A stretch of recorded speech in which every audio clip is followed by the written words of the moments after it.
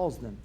Timothy Keller says, sin is the despairing refusal to find your deepest identity in your relationship. So it's the refusal of finding your identity and worth and value in your relationship and service to God.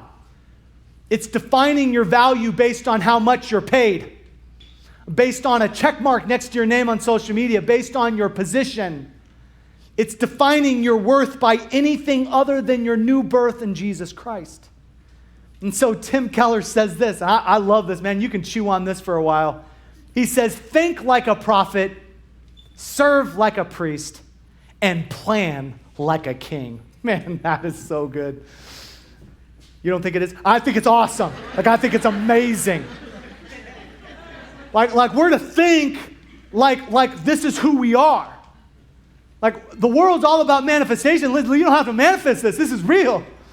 Like you can be a prophet. You can proclaim the good news.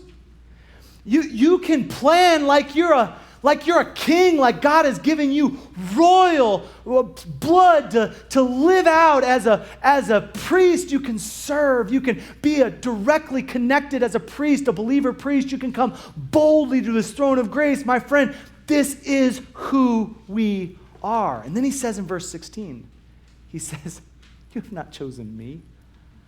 I have chosen you. Some people twist this and say, well, this is salvation. No one can choose. He has to choose you, which is semantics. But I love the fact that he says, I have chosen you, because it's eklegomai, it's lego to call and ek to call out, but it's to pick out on purpose. You're specifically selecting them for a reason. This isn't, in this passage, in this context, the reason isn't salvation, it's for a mission. And so it's to pick out of a crowd. Now, I was minding my own business at a Dodger affiliate, the Quakes, down in Rancho Cucamonga. I was with my nephew, Luke, who had just turned 9. For his birthday, my boys and I went to a baseball game, the Quakes.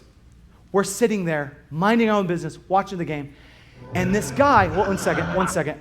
This guy walked up to me and said, hey, you're up, let's go. Like, you're gonna do a contest. I'm like, what are we doing? He goes, he starts explaining. He's like, I want you to do the chicken dance in front of the entire stadium. These are future Dodgers, folks. I don't want to embarrass myself in front of future Dodger players. We get up there. Everyone's laughing at us. My nephew, my boys, who I thought loved me, laughing at me. But it was hilarious. I mean, look at it. Look at me. I'm up there doing the chicken dance. That's me on the Jumbotron with my brother-in-law, Matt. We're just out there making fools of ourselves. And now listen.